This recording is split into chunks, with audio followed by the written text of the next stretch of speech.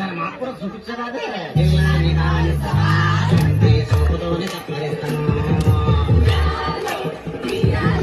పిల్లని బాబనిస్తావా నోటి మాటతోనే అంచు